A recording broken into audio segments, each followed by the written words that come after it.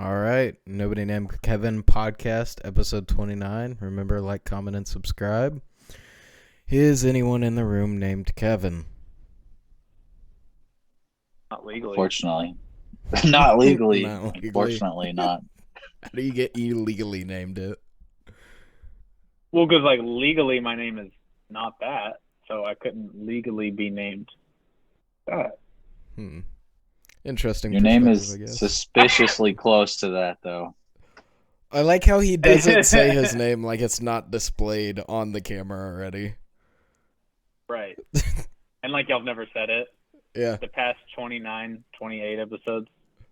And then the one hidden episode. I think you're just banking on the people that watch us not being able to read. I mean, dude, we could make these could be personas. Your name is like a persona down there. Yeah, that is true. But I mean, then again, it's not hard to figure out my name. Y'all have called me it multiple times. So what was with this pride flag that you were talking about, Shoed?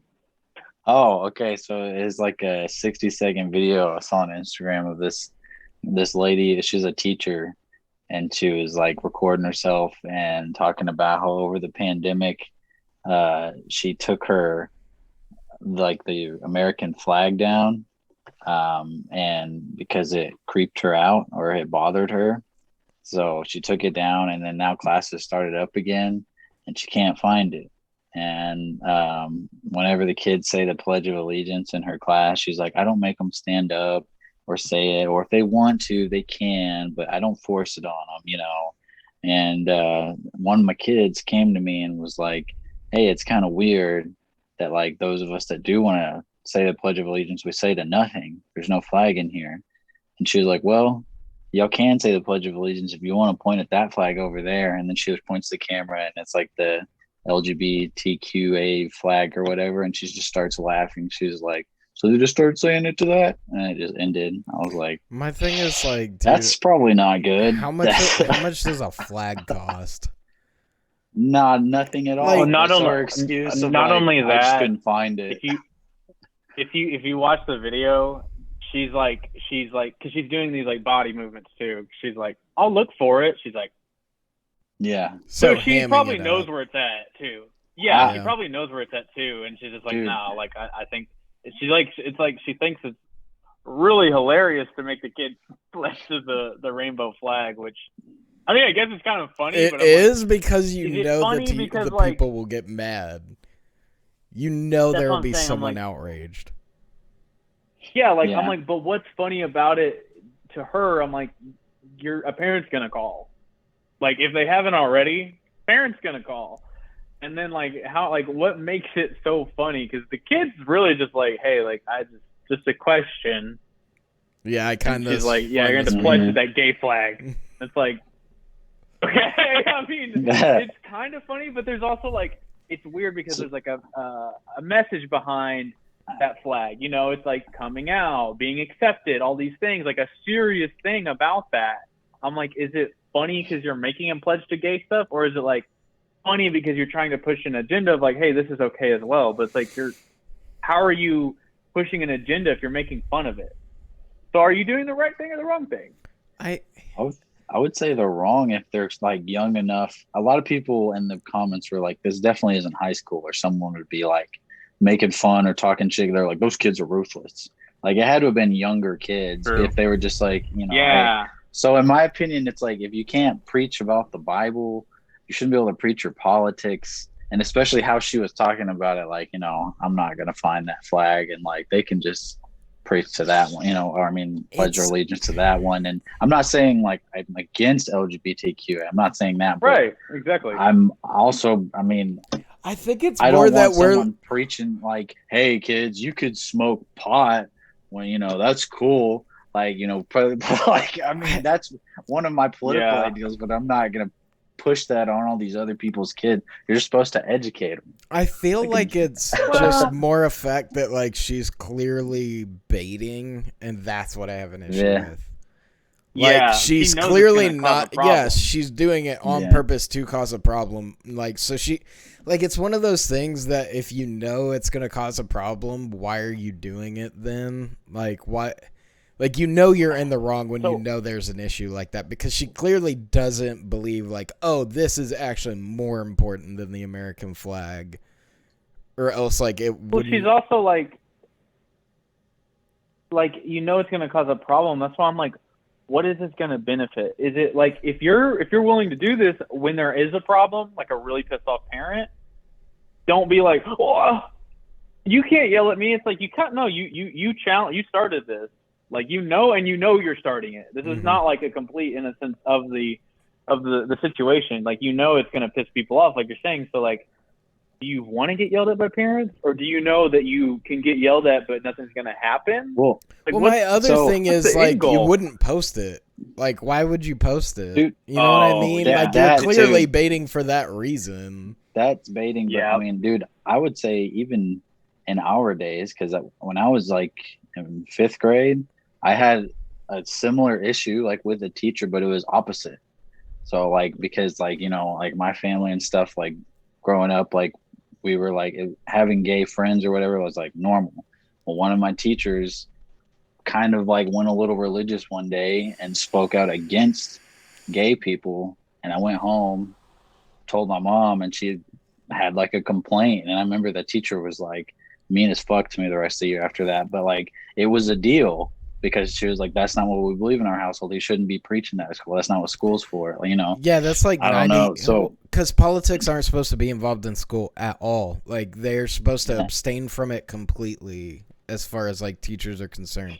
It's how they're supposed to be, just like religion. Like, when it comes to the public school system, sorry, man, that's not what you're paid to do. You're paid to educate my child, and that's not part of the curriculum. There's no reason for you to be teaching that. So, right, and I think here the other thing too is that, like, I'm still trying to figure out what's the end goal. Does she just want to go viral? Because when she's done, she did that. But like, I know there was a teacher who is like suing one of the school districts I went to, because she wasn't pushing any agenda. It was like I think she's in the right for suing them, because like she just happened to mention in passing in some conversation, like, yeah, me and my wife, or me and my girlfriend. It wasn't like she's up at the class like, hey, if you got a problem with this, fuck off. It was just, hey, you know, what did you do on vacation? It was kind of like, you know, like, oh, me and my wife, and she, you know, her being a female, they're lesbian. It like caused a stir, and she had to like take a leave of absence or whatever. That's like ridiculous. a leave. Yeah, dude, like there was ridiculous. A whole thing. So like she's taking action against them. Like a situation like that, it's like, I wasn't even trying to push anything. I literally was just having normal conversation. But yeah, like, that's this other girl. My thing is, if that's really what happened, because, you know, like, even as the school, like, if that's really what the situation is, like, if they know for a fact that was really the situation, I don't feel like they take a hardline stance on them. So it's almost like the idea of like, who brought the complaint to the to the school about this, of like, and how much have they misconstrued it if that really was what happened? You know what I mean? It was probably like, she told me this, and this, and why it's so, like, you know what I mean? Like, it's definitely been misconstrued if that's really what happened. And it has to get to the right parent. Mm-hmm. If the right parent raises hell, and they're like, you know, it's someone big in the town, or, you know what I mean? It's a small town politics. Or they just know who's in charge personally. Right. We have to take a stand. Like, we have to do something.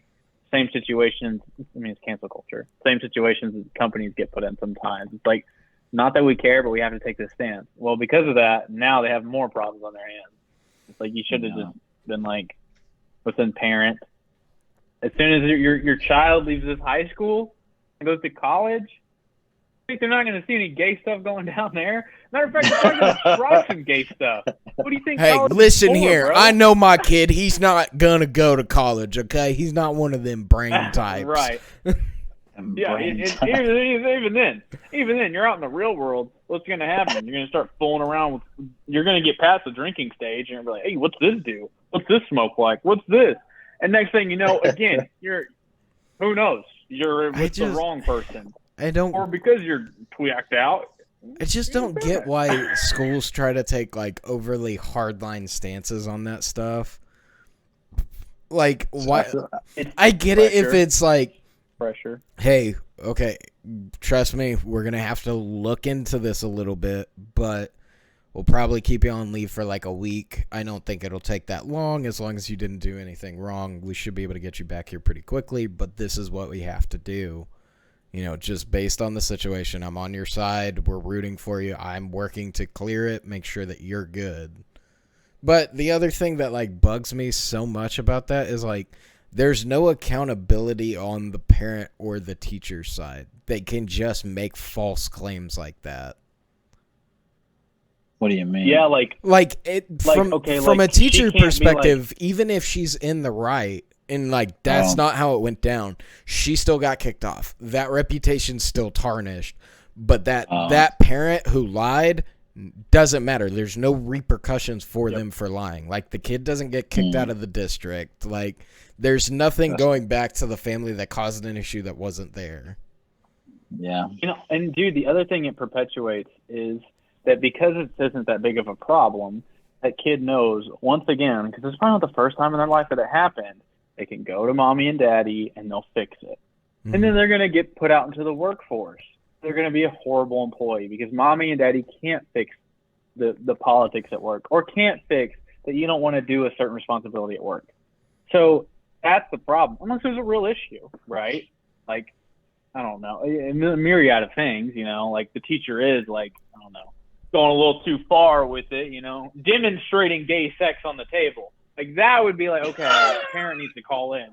But outside of that, it's like, it's just, yeah, it's so horrible. And these people that work with us is what's going to happen. And that parent is out in the workforce. I just don't creating more horrible people. I just don't get it. Cause like, I mean, obviously at our school that we went to, there was like, we had a teacher fired for a legitimate reason like that. Like she grabbed a student by the neck. Like that happened. Got fired. That was a legitimate thing. But like, dude, when I think about it, like there were so many things that we would bring up, but there was no action from the board at all. Like we had one person rooting in our corner about it and understanding that's what was going on, but the rest of them were just heads in the sand. Well, it's like a small town vibe. You know, like everyone there is like grew up together, best friends. Like you're not gonna like do something to get someone in trouble that is best friends with your son-in-law or something that works over here. Or, you know, like everyone was connected. Yeah. Oh yeah. Dude, it's just. Oh yeah, and you want to get on the right person's. Good side too. So it's like again, no progress is made. We're still playing cliques. We're still playing high school outside of high school. That's why high school is so important. Mm-hmm. That's what's weird, bro. And that's also like a weird thing about school board is it's a vote. You know, it's like a public office. Like it's not like something you have to. Level. Yeah, and you don't have to like go have like a even an associate. Dude, you don't have to be smart. You just got to be popular. You just have to have people come vote for you. And now you are very much in charge of a lot of shit. And that's what I'm saying. Like if this is human nature at this small of a level, what do you think changes? What do you think changes? Nothing. Exactly. Nothing changes. We're doing the same thing. Doing the politics, same thing. Like a higher level. Yeah. Now there's just a different mix in there. There's billions of dollars being swindled around, and then there's power, and then there's another, cloaked organization that's going to kill whoever speaks too much. So there's like, it's just high school nightmare mode. Like really, I mean, it's just that. It's that. Yeah. So that's stupid, bro. The guy that held he got famous from like either a TikTok or an Instagram video, but it was during like a Black Lives Matters protest, I think in 2020 or 2019.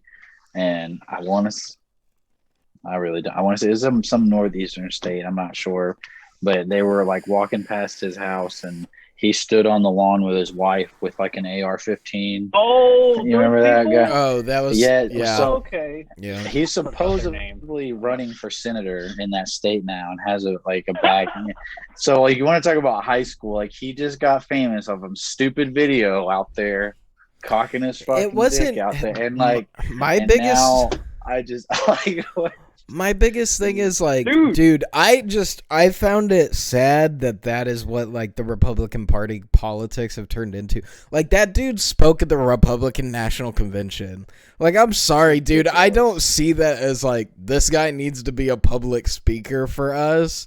Like, he's definitely should be there because it's points for the party, but like, to the point of like, he's our guy, like literally no accreditations, like nothing big backing him. It's just, I held a gun to protect my property against these terrorists. Dude, and I did not, if I recall correctly, he had good trigger discipline. His wife had horrible trigger discipline. She had like a handgun or something, but yeah, they held their gun at people exercising that's just their First Amendment right. My thing is like streets.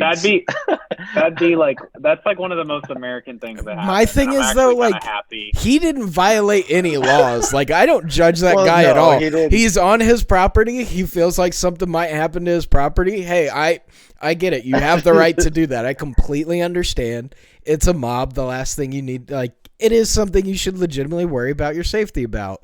Even if it has been nonviolent, like, yeah, I get it. Be on your guard. It was just weird that it's like, dude, it was a 2-story house and you think your best tactical positioning is being out in an open field with an AR with no extra magazines. Like, why aren't you taking, like, the second story, bro? Like, why are we not going tactical with this? Because that looks worse to the police and to the media. It's like, he's on his lawn, like, come towards here, you're going to get shot. If he's sniper stationed up, it's like he's going for a kill. We need to stop him from killing an innocent person. No. So stick with me here. Way worse on the optics. This is how I do it. Optics-wise, this is how I do it. Okay, I've got the second story. I've got the balcony. It's a nice home. Okay? That AR and a couple other ARs are getting set up on the, like, railing. And I'm going to pull a chair out there, and I'm just going to sit and watch. Just right there, ARs so, like, within arm's reach. On the balcony, like, basically?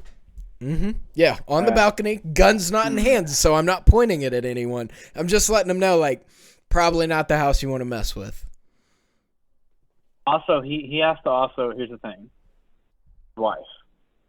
He has to tame. He goes on the balcony. She could dart out that front door, shaking that pistol like this, like she was, and she could cause her out. So he's like, it's best tactically if I stand out front, sacrifice my wife, ball and chain. Well, no, not sacrifice. You gotta stand next to the old ball and chain before she darts out into fucking traffic, waving that pistol, not knowing how to shoot it probably. And if she did, she's gonna kill the wrong person. He's got, like, it's best if I just stand here. If she goes out, I can clip her. He can graze her. He can graze her on the left ass cheek and put her down for a minute. Dude, I just don't. But they didn't do anything. Yeah, like, I mean, I'm on that guy's side. I don't think he did anything wrong. I just find it weird that's like, I'm running for politics now because I did this. Like, okay, I don't care about that. What do you know about policy and what do you actually understand about politics? Like, how effective? Like, does it matter? I guess that's the idea is like, dude, this is just another number for us. We don't care. We have 3 leaders. We expect him to follow those leaders. Like, I don't know. No, I don't like that. It's just, again, like the world is high school. Most people do not move past high school. That's why it's so important, again. But you got to think, it's the common man. He looks like the common man. If he was in nice suit, all dapper and everything, it's like, oh, you look like the rest of these politicians getting paid by these oil companies or paid by whatever. That guy holding a gun on his lawn, that's the common man. Just like in school, if the teacher went out, who do you want running the class? Everybody's favorite kid, the common man. You don't want the weirdo in charge, although most times it would end up being the quiet weirdo. But that's why there was like those votes in school. Like dude, no, I get homecoming, shit like that. It's the common man. I get that, like, people vote that way just for a number, because he'll be a number on their side and he'll follow whatever the rest of them do. But, like, it blows my mind that people don't think about that. Like, why are you voting for politicians just based on the fact that they'll follow the guy that you actually want, making decisions? Like, why don't you want people with strong opinions in there who actually understand politics, who are willing to go against your party on some things? Because at this point, it's like there's a few leader heads on both sides, and it's like as long as we can get but that's the problem. Just like vote one way to get the House. But that's what I'm saying. Like that perpetuates the issue. Like, you know what I mean? Like no. But why would the people that are like pushing most of the policies on one side or the other want that to change? Like they have a lot of influence right now. Dude, I think that anyone that thinks like I vote this party dead center, every policy they push is great, and they're like willing to sacrifice that. Like I don't like that. There's certain bills that are like there's people that are like that. The only one I saw that I feel like everyone was in agreement that this was stupid was the stimulus bill that like I was happy he did that. Trump was like, no, that's not getting passed, vetoed, not happening. With the like. It was $1 trillion bill with like less than a couple billion going to the American people. And they were like, why is this trillions of dollars? Why are we squeezing all this other stuff in there? That's not what this is supposed to be about. That is one thing I agreed with him on.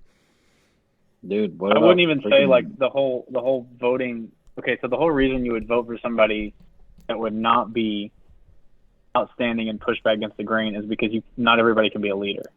If you have everybody on team as a leader, you don't have a team. Like that's the ideal, but that's not really what people want. You have 6 people who are all headed different directions. You're gonna fucking lose against the team. But the idea though, like I don't even think we shouldn't have 2 parties anyways. Like I don't think party politics should be a thing. Like the way that I vote my representative should be what represents me and what I want. That's my leader for my state. Like, you know what I mean? Like, he should be pushing for what I want in my state and what's best for my state, not what's best for everyone else's state. He needs to be voting what's best for me and my state. Like, that's why he's originally elected. But because we have this party system, it's like, well, he's got to be on the whole Republican side. If he's not, I can't vote for him. Like, I hate it. It's a compromise, bro. You're like, okay, even if you did, like... Because you like to say all the time, how can you go change the system? The system is set how it is. It's been this way for decades. You like say you really are a man of your word, like you're a common man, and you're going to work for your state, a random ass state. I don't know, Idaho, some shit like that. And you get elected as a senator of Idaho, and you're like, I'm going to do whatever I can to help Idaho. And you find out you find out some bills coming through that's going to get a lot of jobs to Idaho, and that's what your constituents want. Well, your acquaintances up there, your Republican Party people, your Democrats, whatever side you're on, are like, we'll help you with that, but you're going to have to vote on this as well with my bill, whether this takes crap away from Idaho or not. No, so you'll have to cross party lines and get people to do shit over there. Yeah, that's what I'm saying. There should be lobbying, like there's no way to. There should be more of an ability to cross party lines. That's my problem. Not enough of them are willing to cross party lines on dumb stuff. Like there are some that is just like this is blatantly ridiculous. If you give it enough time, they'll flip. Like think about like you know because like people love to bring up like, oh well the Democrats 500 years ago. I know they're not that old, but I'm just saying like 300 years ago they were the racists. That's like eventually it'll just flip because if you think about an early 2000s liberal, just based off media. I know it's when we were growing up, but like if you just based off media, an early 2000s picture of a liberal, smoke weed, fuck the system, like all this shit. Like I'm not listening to anything. I'm not doing anything you tell me. Fuck the system, but peace, but fuck the system. Now it's the opposite. The left is like, don't you buck the system. Do what they say. Well, I'm gonna still smoke weed, but you better listen. I wonder if it's maybe the fact that like side is the crazy side. I wonder if it's the fact that like the left is more involved in politics now, because like if you think about it, that era, like the 70s voters and stuff like that, they were very much about fuck the institutions, fuck the system doesn't work, So now they are the institution. Well, no, what I'm saying is I bet you that subsect for a long time weren't voting and didn't care, and then eventually enough of the newer generations coming up and being able to vote were like taught, yes, the system works. Whereas before there was such a, no, the system doesn't work. Well, I'm just saying, like, to the other extent of, like, also was, like, fuck the man. Like, we don't need the man always on us. Whereas now I feel like they're like, you don't go against what the officials say. And I feel like it's the right that's more like, bro, like, get off my shit. Get off. Leave me alone. I feel like that has flipped. See so what you just you're give saying. it. Yeah. Okay, good. Okay. But I would go back farther to like 60s, 70s though, not 2000s. 60s, 70s of like fuck the man, rebel, all that. And but now I see what you're saying, like get your vaccine, wear your mask. I know that's a very specific situation, but I mean, let the people come over, socialize, healthcare, school, like it's all gonna work out. I don't know. Then, like you said, the right is rebelling. I feel it's just that, like, we're just on a really far pendulum right now is the problem. And it'll get pulled back to center, and then things will go back to normal. Because, like, it always seems like things shift really hard one way and then shift really hard the other. Like, I mean, you give it a little while, I'm sure the left will lose the steam that it has because of how many mistakes they make. Just like anything. Like, you're willing to forgive a couple mistakes, but I think it's I don't think it's a complete bad thing. I just hope we end up in the middle. Like, I like it to be kind of near 50-50, maybe a little bit slanted to where I view, but I feel like it opens up for more conversation, whereas now, like, the open dialogue between sides is just, it's not there.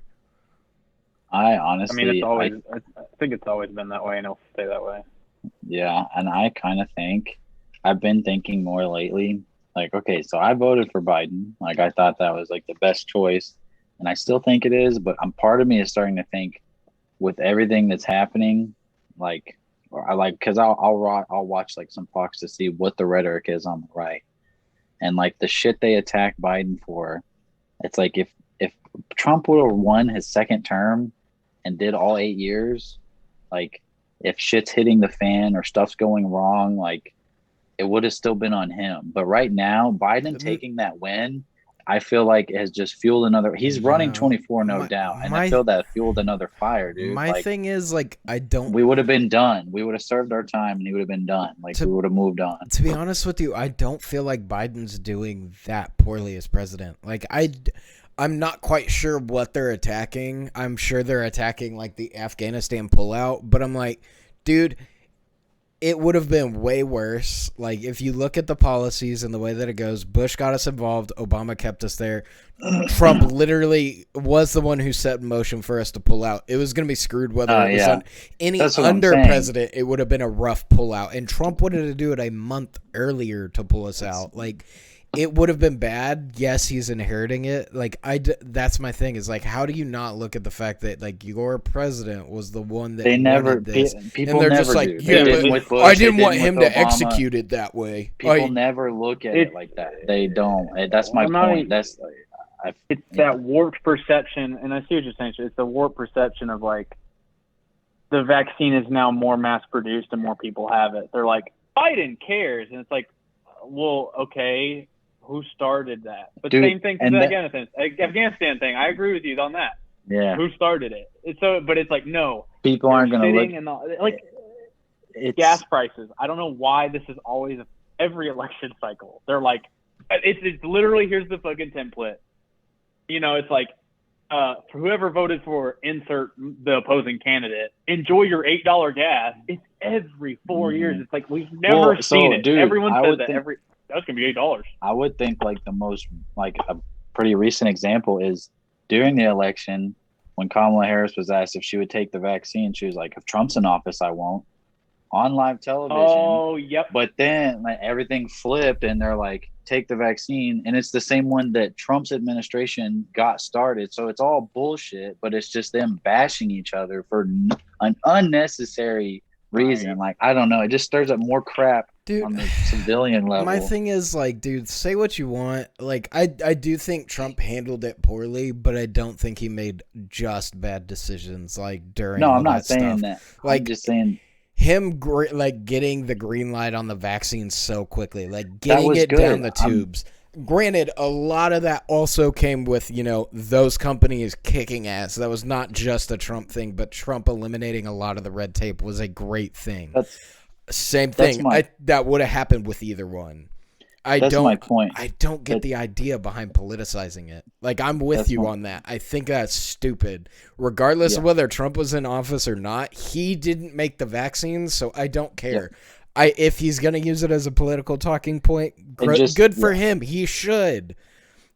But it doesn't matter to me who was president when the vaccine was developed. Like, and people would have cared either way, because that's like Kamala Harris saying, "I won't take it if he's in charge," but now that she's in charge, she will take it, even though it was the one made under his administration. And the same thing, opposite, even if it wasn't, like like Trump still would have been like, take it if he became in charge, if he won. Like, it just, it's because they're just boasting themselves. Politics is delved into, like, I feel like it's a lot more childish now than what it used to be. Very, dude. It's and crazy. I do feel like that came with the Trump era, but I feel like that was coming no matter what. But that childish and like that childishness in politics has no place. Like, politics is supposed to be a civil discussion.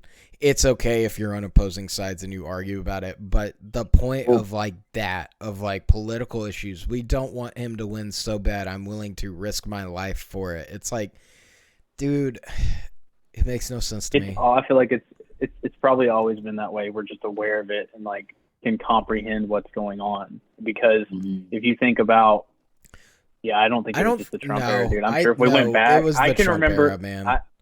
No, it was not, because you can go back and watch. No, it was the Trump era. Hold on. Go back. Hold on. Give me your point, but I disagree. No. That's my stance right now. Hold on. Wait a minute. You can go back to the presidential debate. You can go back to Romney and Obama, both yelling over each other, cutting each other off. I mean, to me, what do you consider? I consider that childish, to not let your opponent speak in a sanctioned formal debate. They're both cutting each other off. Like, that's really childish, like, of them. No, and here's the thing: when you say Trump era, who do you mean? Because that's all late night talk was for 4 fucking years. LOL, Trump. Great. No, but I don't think it was that bad. Like, cutting people off in debates is something that happens. No matter what, like, that happens. That doesn't bother me. Like, that's part of debating. You debate with anyone. I mean, even me and you. Think about that. Me and you debate. We cut each other off. It happens. Like, it's part of it. Presidential debate. Yeah, but it's debate. It's debate. But this, I would say, we don't. Not a leader of the free world. I was about to say we discuss like friends do. They are supposed to be the representation of the pinnacle of beating one of the world's superpowers. That's my argument, though. Because hold on, I bet you fucking watch debates. Mm-hmm. Do they cut each other off? No, it's like team one, go. Read your dissertation or whatever. Or do they yell at each other? No, the debates that I watch start off very structured, and it will eventually devolve into arguing with each other, but they have a moderator who keeps it in check. It's on the moderator to do a good job of keeping it in check, but there is going to be back and forth when it's something you're passionate about. I don't have a problem with that. It's more the fact of, like, how childish it's gotten. Like, even if you consider that childish, like, dude, that's normal. That's been happening since the beginning, those, like, being able to cut it off. It has never been to this degree. Well, so... I mean, maybe we're just aware of it, dude, because, like, what's so... If it was there, like, who perpetuated it then? Which side? Was it mutual? That's fine if it's mutual. That's just it. That's what I'm saying. I think it's it was mutual. I'm not blaming that all on Trump. I just think the Trump era dragged it there and everyone was okay with going there. I think all parties are at fault. When I say Trump era, I just mean that era of politics. Like, I'm not blaming Trump for it. I think everyone played a part in that, and that's the problem. Like, the fact that people were like, oh, I think it's funny that during a presidential debate, he's making fun of another candidate's hands. Like, dude. Yeah. I care about the issues. Like, at least with, like, if you go back to Romney, Obama, they were on subject with the issue. Even though they were cutting each other off, it was about the issue. It was never pulled away from the issue. Trump changed the world, dude. Changed the political atmosphere. But okay, Wagner, I wanted to say one thing though. Because I recently saw some footage that made me like realize not just the United States has politicized COVID and vaccines. Oh, yeah. Italy, Germany, and France are having like their protests and stuff, and there was footage of I guess what would you call them? Their parliament or whatever, like their Congress in Italy. Yeah. And their vaccine pass is called the Green Pass. And there was literally footage of like these 3 guys standing around one guy trying to make him sign, and he like yanks the paper out and just starts trucking, dude. And the other people are running after him, and then a group of people, other congressmen, walk in with signs that says "No Green Pass, no Green Pass." Like, we're not the only one. Like, people, and they're Europe's liberal. So, I would say that it's more just by the simple fact of like the cause for that is a lot of people follow American stuff.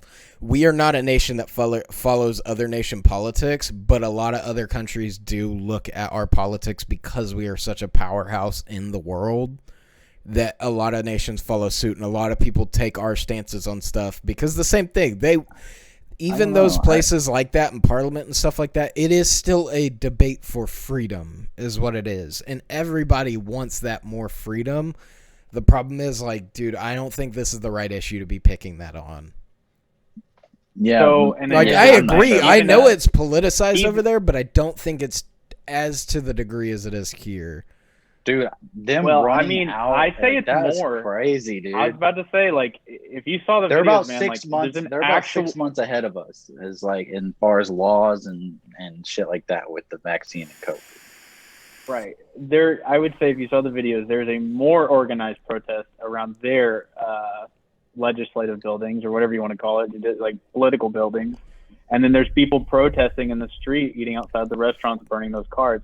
So even if it was like, we're just going to follow American politics, it still has to resonate with that many people to take action. It's not a matter of just following. And those are first world It's not that, it's the influence. Yeah, like it resonates with a lot of people because a lot of people look to us because we are such a big powerhouse. We have a lot of political influence, and people underestimate that so much. There's a reason why there's a reason why every culture typically kind of follows in line. Like Europe and stuff like that, they have a separate culture, but when it comes to decisions we make and stuff like that, like just the whole NATO sphere, we are one of the most powerful ones there. We have a lot of power and influence. So it's become very much of, through the years, of we trust what the Americans do. They make a lot of smart decisions and stuff like that. And as that slowly slides, well, people still have that same trust. I get that, like, even NATO and we protect them and shit, but like, I don't think on a cultural level, like the people, the citizens are all like, yeah, Americans are smart, we're going to follow them. Exactly. Like my sister went to Ireland and they were all like, Americans are idiots. Why did y'all elect Trump? Like, they were very opposite. Don't get me wrong. I don't think they follow 100%, but I do think we have a powerful influence because literally look at what most nations speak. I'm not saying English we do over because the government we have and our military. I understand that. No. Geopolitical situation. Even but like just the people, I feel like they have their own cultures. They don't. I mean, that's the thing. But, like, regardless of influence, dude, you're not gonna do it unless you feel called to do that. I can look up to my idols and like, I'll dress a certain way because that resonates with me, as dumb as that sounds, but there's certain things they may not do that don't resonate with me. I don't want to do certain drugs. I don't want to take certain stances. So say like, it's like the cool kids.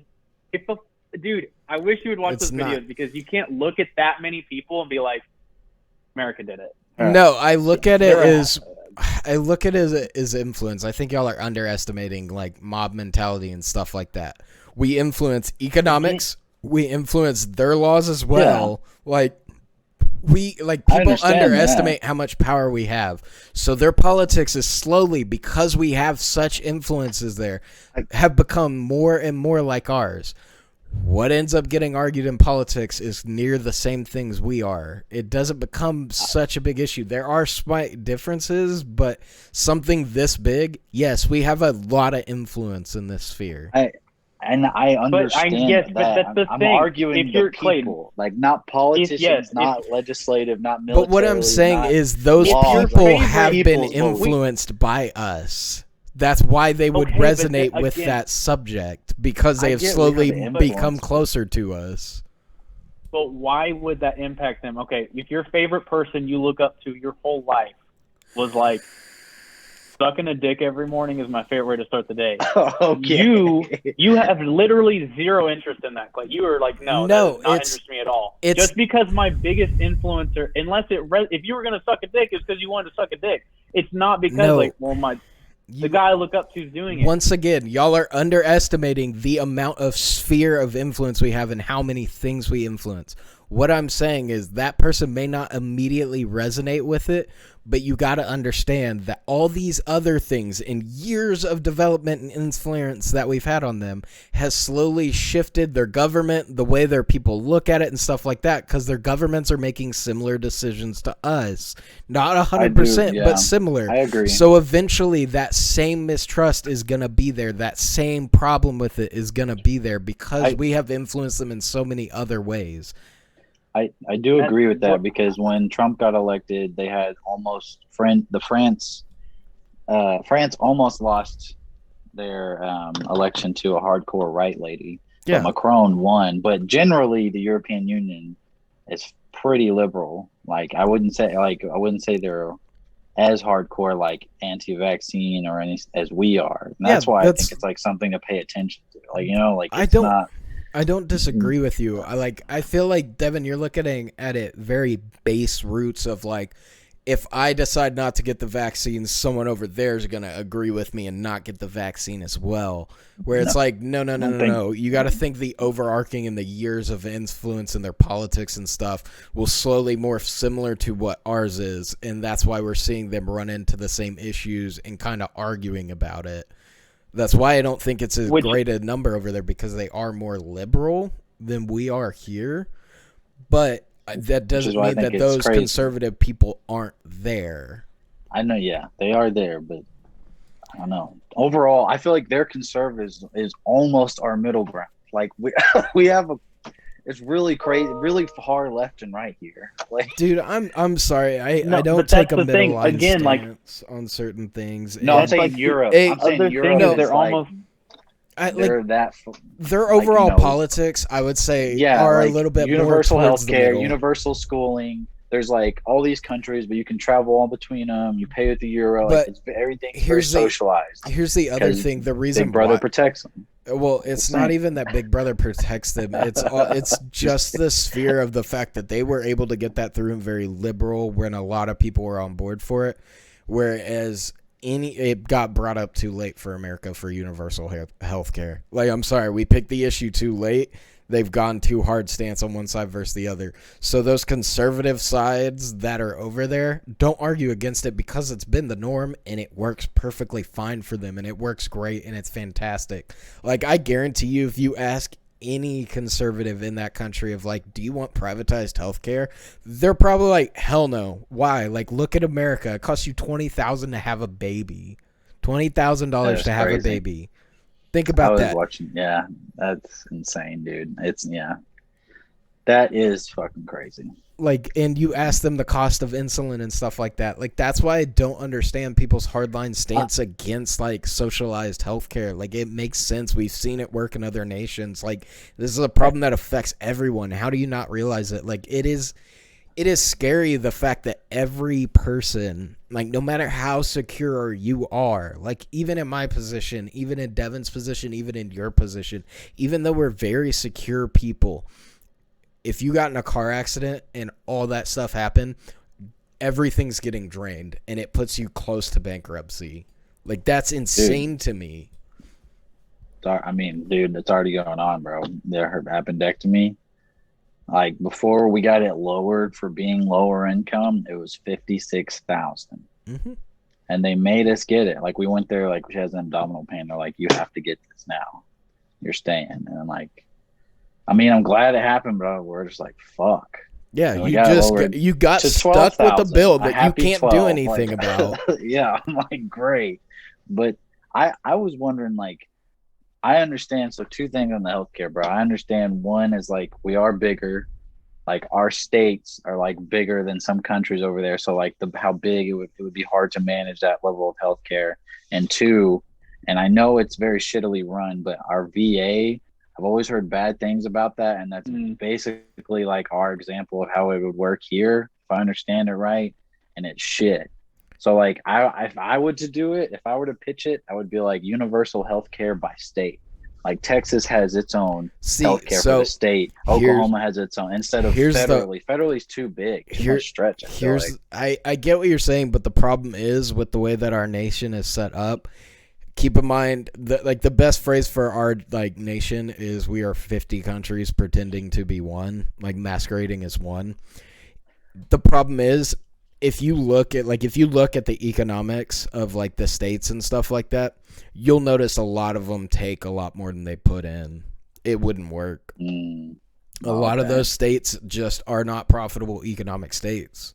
Like they're just not. They can't afford to do it. So the burden has to fall on the federal level if you want to do it. And then on top of that, how many bastardized systems are you going to get? Yeah, like a lot. It is a weird scenario because, like, as I've even seen the people who come from those countries, and they're like, you don't want that. But it's again, you can find that for almost anything. You can find. I think it's like even if we want to do like privatize, like cool, we need to limit what they can charge for stuff like that. Like that is outrageous to me. Like, dude, people who literally have to have insulin to live are being price gouged. Like, dude, even it's gouging. In fucking Guatemala, bro, prescription drugs are dirt cheap. And like you just walk into the place and you're like, hey, I need this. And I'm like, all right. You know, or like you just go to the doctor. And I mean, it's obviously it's not as high quality, but the drugs are the same. Like amoxicillin. It's like I think it was like $20 and we got like a whole like sheets of them. It's like, the privatized. It's the same shit. It's the privatized system, and there's pros and cons to the privatized system.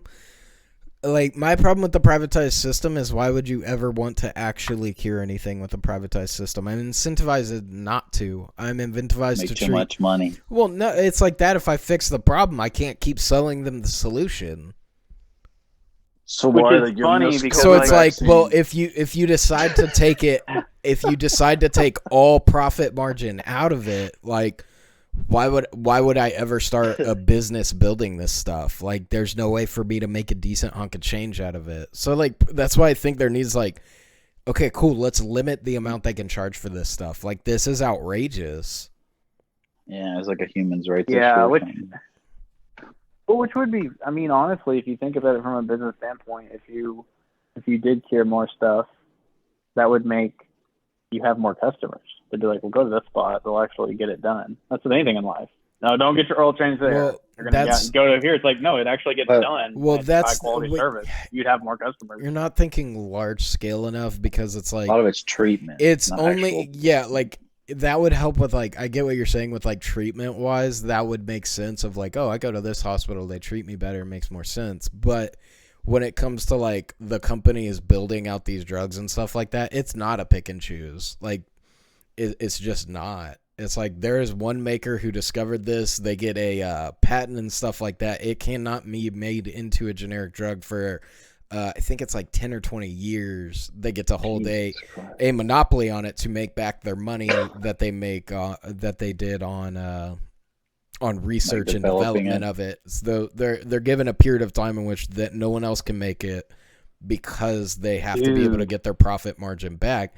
The problem with that is the profit margin is so high for them to get all that money back out of it that if a generic does come out, the generic doesn't need to charge much less. Like, let's say insulin's $300 from the like name brand, but the generic Okay, cool. Well, we could just make it 200. We still make a good profit margin off of it.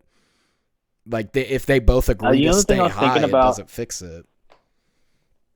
It's like, well, yeah, because it's like, well, he can charge this, I'll charge this. He can charge that, I'll charge. Yeah, it's that pissing contest of seeing what the customer can do, and it's like you don't have a choice really. But the thing about it too is like how many. There's that thing of like when something's so far gone that like collectively you don't want to change it because it's like how much is it going to change? Because you can be a salesman to those buildings. You can be a salesman to the hospitals and like sell them different equipment. Like, no, you want this machine. Why is that a thing? All those people would have to go away. Like, dude, the pursuit of happiness, that's the Will Smith's job in the movie. He's selling that certain brand of like, I think it's X-rays. If I'm thinking correctly. But anyway, that's just I know it's a movie, but like own density scanner, then X-rays ruined him. Yeah. Oh, yeah. Okay. Yeah. Okay. Damn, it's a good memory. But yeah, like that's the thing though. Like I know it's a movie, but that is like all hospitals try to sell them your service. There's people that sell like actual drugs. Call the fucking hospital. There's people that sell pharmaceuticals, like with like insulin and stuff. Like so, even at like my doctor's office, I would notice. Like when I was in high school, my dermatologist was a woman, and like when I'd go see her, it happened once. This like man walked in with a suitcase, all well dressed and shit. And my mom's like, he's about to go pitch her some new pharmaceuticals. And then my primary doctor is a man. Beautiful woman comes in and kind of like right at the mid skirt level and like has her suitcase and stuff. She's like here to speak to the doctor, and she's like, she's here to sell pharmaceutical, Yeah. I'm like, dang, dude, these companies know. No, it's a thing. And that's also why if you go to certain doctors, they go to push certain stuff because there's more incentive for them to push that certain brands of drugs. It's a problem because it no longer it creates an incentive of I want this this is going to make me the most money, so I'm going to push this drug rather than this is actually the right drug. That's the problem with it being privatized and being able to profit off of it. Like we have to accept that this is an expense. This is what we agree on because it makes the most sense for us. Like I'm sorry, dude, the American dream should not involve the fact that like if I get in a car wreck or I get cancer or something like that, I have no future anymore. There is no more pull yourself up by the bootstraps. Like that's no longer a thing. Not even that. Like, hey, the day your baby's born, you're like $20,000 in debt unless you got some badass health insurance. Like, no. But I've also heard by a lot of people that you can literally just argue medical bills down. Like I've heard a lot of people talk about like there's real negotiations that you can do of like, nah, I'm not paying that. Like you won't get your money. You can attack my credit. I don't care. I'm not paying that. This is what I agree to pay you. You'll either get something or you'll get nothing. So here's what you can do. And I've heard people talk about like getting in like breaking their leg or something like that and having like a $5,000 medical bill and they're like, nah, I got $500 in my wallet. It's yours. But that's what we're gonna agree upon. Like go after my credit. I don't care. I will not pay it. Yeah, like you can settle, like negotiate to sell the debt. But I did watch a video of a guy pulling up. You type in the hospital, you pull up their their documents, and you can find the income brackets to argue down, or settle the debt. But that's the funny thing. That's another business. Mm-hmm. There's people who just settled those type of debts. Like you're like, dude, I'm $50,000 in. Call that guy. You pay him a cut, and he calls. Because he's done it for so long, he calls the right person at the hospital. He's like, look, dude, the guy's not paying this. He's going to pay this. And he just sits there and does that all day, argues down bills. So that's another thing that have to change. God, dude, it's so crazy, bro. Because dude, Rich Cooper, Entrepreneurs in Cars. He doesn't do it with hospitals, but that's all he does is he helps settle. His company is a debt settlement company. He's like, they just call the place, argue it down, take a cut. Mm-hmm. I mean, well, because that's the thing is 90% of the debt that they acquire is like it's debt that hasn't been paid for years. That's why the company's giving it to them. So it's like literally, you're not getting this money back. Hey, we got them agree to pay you $100. Like it was nothing or $100, man. And they're like, okay, well, I guess $100 will work. Like it's more just understanding that. People underestimate the amount of leverage that they actually have when it comes to that because if you literally put it at this, like Nah, dude, I'm willing to let this burn. I don't care. Like, if you're willing to just be like, nah, you can attack my credit, I'll figure it out. Many people have. That's why it doesn't work. So, I mean, I'm willing to give you this. That's like, you have leverage in the fact that you're just like, I'm not going to pay it. It's just people don't understand and they do that to the wrong things. So, how much of debt is real? Because how much are they front loading off everyone else? It's like, fuck, all right, I'll pay the $8K. The other people are like, I'm only paying $1K, dude. That's all I got. Well, here's how much debt is real.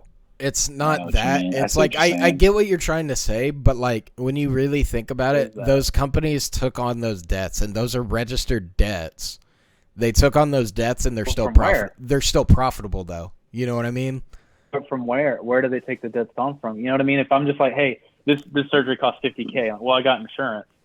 Well, the insurance company pays that much or whatever, and you're left with the balance. And how much is it just like, let's just see what he'll fucking pay, dude. Let's just see what he'll fucking pay. I bet it's like an actual thing, like college, dude. But $80 for toilet paper, that's bullshit. No, it's not. My thing is, like, I get what you're saying of like how far can you take it, but like when I look at it, it's like, dude, literally, if you look at these companies and stuff like that, they're still profitable even in like taking on those debts. They're still profitable. So why is it still a thing? Yeah. So why is it? And that's what I'm saying. How much of it is real? Like, imagine I'm a 100 millionaire. I am in the 9-figure club. Digits are right. And I'm still chasing y'all down about fucking $20 you owe me from high school. And I'm like, dude, dude, I need it. And you're like, bro, I think you're good. No, dude, like, I really need that 20. I think you're good. Dude, that's just it. Is like, I don't understand, because companies, like, literally, it is just corporate greed. That's all it is. That's all it ever comes down to. Shit. Oh, shit. Third eye is opening of this shit, dude. Are you feeling the awakening happening? God no, damn, not at all. Death slavery. Dude. If you literally think this is me agreeing with you and believing there's a global cabal, there's not. No. If that's what you mean by third eye opening, like. Oh, your third eye is like your. My thing is, you did the triangle. That's what fucked me up. You did the triangle. The third eye, bro. Like a vagina. A vagina. The triangle. I guess I could see. I see the all-seeing eye when you do that. So I'm like, okay, now he's making it an Illuminati. That's the all-seeing eye. Third eye? I don't know. How would you do the third eye? No, can't do that. That's white power, bro. You can't do that. That's white power, remember? That got declared white power. They changed that, remember? You can't do the OK symbol anymore.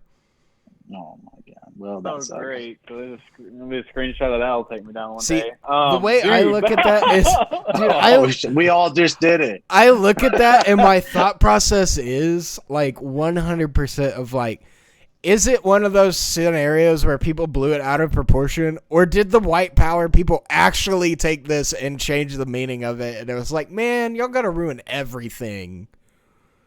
Dude, no, again, a meme blew out of proportion. Dude, Pepe the Frog is a racist symbol, dude. Pepe the Frog. What? Yeah, he was on so many of those. He lived through that, though. Pepe lived through all that, bro. He, like... My thing is, I would agree with you. Had, like, Pepe emotes been banned on Twitch, I would have been like, yep, they won. But Pepe stayed, bro. Twitch is the defining moment. Well, the way I look at that is Twitch is owned by Amazon. Amazon's a big player. You know what I mean? So if they take a stance, that means, like, yeah, it's actually kind of a big deal then. Wait, so Pepe is racist? You don't remember this? I think it's kind of blown over now. I think it's kind of. I still see it being referred to as like, oh, you posted the political frog. Yes. Oh, because like they used him for MAGA stuff. He was used for everything, though. That was the problem. Is like, dude, there were so many Pepes. Bro. It was great, dude. People had Pepe catalogs of like all the different Pepes they had collected. How is there not a Pepe NFT? There has to be. I'm sure there is. Oh, dude. Yeah, there is. Bro, when 4 or 5 months ago when I got on, I typed in Pepe. Yeah, there was like a psychedelic one spinning around. I'm like, yeah. I'm sure that was the first one. NFTs like, of everything. That's just it. If you if y'all remember the Borpa one I sent y'all, that's a exaggerated version of Pepe. Oh yeah. That's a Pepe. Yeah, another derivation. Yeah. There's another derivation. Yeah, NFT is still, and it's still crazy, man. It's still, NFT's just, it's still climbing, and it's just stupid, like for no reason. Is it really still climbing? I thought it would have stopped by now. I think it's at its peak, because like when stuff makes it to Facebook is usually like, all right, it's at the masses, because Facebook is the most widely used one by the common person, your aunt, your uncle, everyone has a fucking Facebook. Mm-hmm. So by the time people are talking about it on there, it's over. It's probably like, either it's over, or if you're smart, play the game. Because Alex is still playing the game, dude. Literally in the morning, like he'll, because he gets up at like 4 a.m. It'll be like, just bought this. And it's like a Doge. It's like a Doge. There's one he's following right now, like Doge Pound. It's Shiba Inus being different NFTs. He's like, bought this for $200. Like that night, he's like sold it for $50K. What? It's the fuck? Is it just because he's buying it, or? Not. It's probably a little bit of that, because he has a decent following, but like that's just like how crazy it is, because people are like, oh, new project. It's new project. Everyone gets in on Doge Pound. Now the floor, which is your base minimum price, jumps so much, because like, dude, like he'll post all of his gains, and like, dude, he's like flipping 6 figures off each of these Shiba Inus.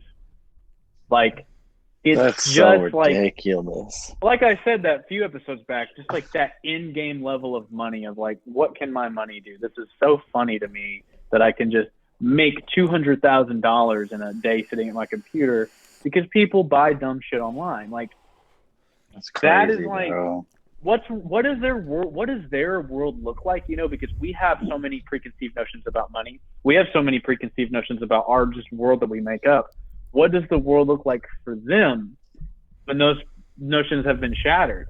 Dude, people who are just casually just like, oh, a $50,000 picture of a digital dog. I need that. Dude, that's stupid people with money. The thing is, smart people with money, like.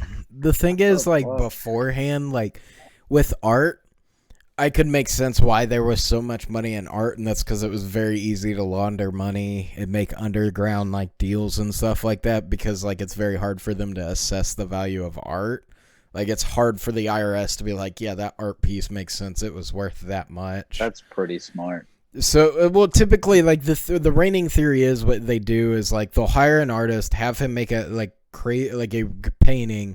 They get with one of their rich buddies. They do some sort of deal behind closed doors of like, hey, cool, you're gonna pay me, 500 million or 5 million for this piece of art. You're getting a piece of art, but you're also getting this, and this. But as far as the IRS and everyone else is concerned, you just bought a piece of art. Mm-hmm. The other thing too is like, so with the NFTs, it's, again, with smart people playing with it, they can use those things to their advantage, because again, that in-game level of money, you have a different understanding. So if they sell it for $100K and then the floor drops and then they start selling it for like $5K, they can write off all those they can write off all those losses of $95,000 a piece against their income. Like, again, it's that different level of like being in the end game. Well, it's not even like I would say, like, you make it seem the way you're describing it, and I know that's probably not what you're going for, is like, oh, it's a different level of thinking. It's not that. It's that as you get higher up and you get higher wealth, there's more loopholes for you to be able to use. More loopholes open up for you to be able to use. Which, yeah, I mean, that's fine. And you have to have that understanding, or like have that in you to be like, okay, how am I going to trick this? Like, and you think ahead of everyone else, because again, like Sean was saying, like, okay, who are these idiots with this money? They're like, $50K for a picture of a Shiba. It's happening daily. Like $20K for a photo of a Pokemon card, which is an NFT of something that exists in real life, which I could buy for $5. Like, sure. Like, so it's like, again, it's that thinking of like, all right, people are going to do this.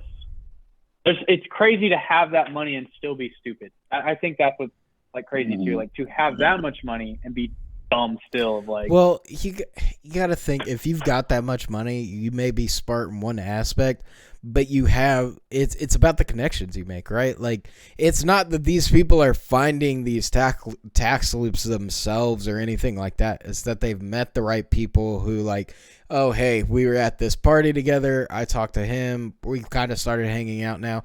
Hey, man, we're just discussing business. He's like, dude, why do you have that guy do it? Dude, this guy, he does this, and this for me. He could probably look at yours and find you a lot more things you could do with it to increase. Like, it's probably not even that they're super smart. It's, like you said, they're, like, charisma.